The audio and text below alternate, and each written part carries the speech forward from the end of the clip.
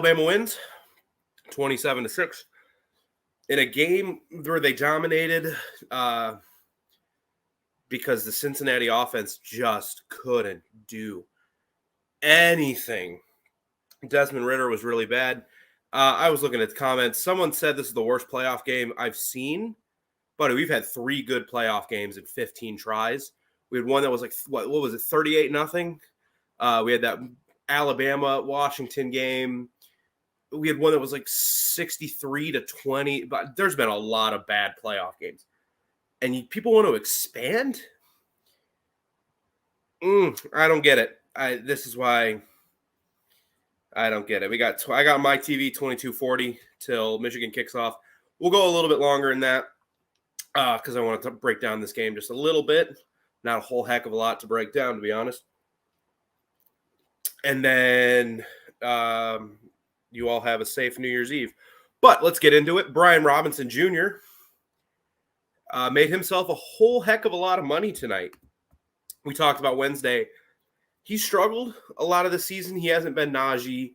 He wasn't, he hasn't been one of those dominant Alabama running backs.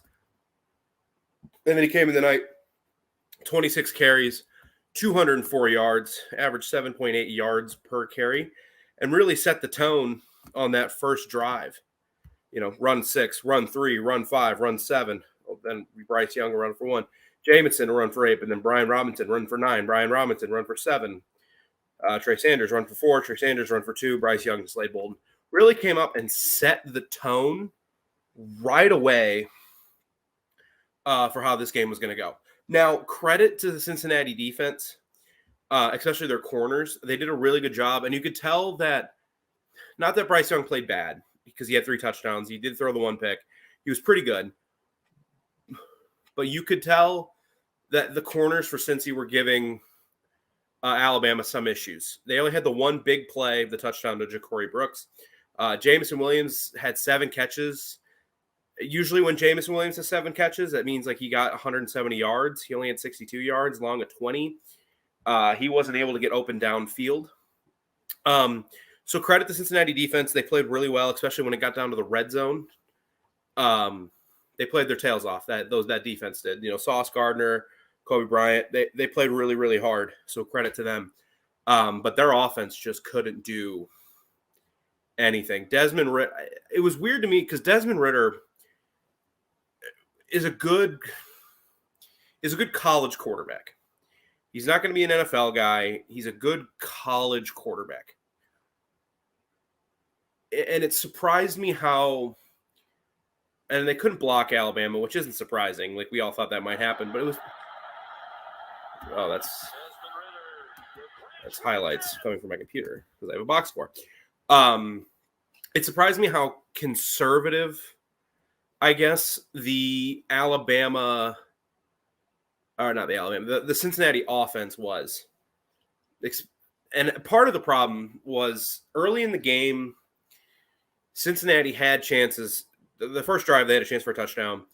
They had some other open guys on third down, but Ridder, credit to the Alabama defense, batting passes down. Those slants were just not available, and they never really were able to adjust.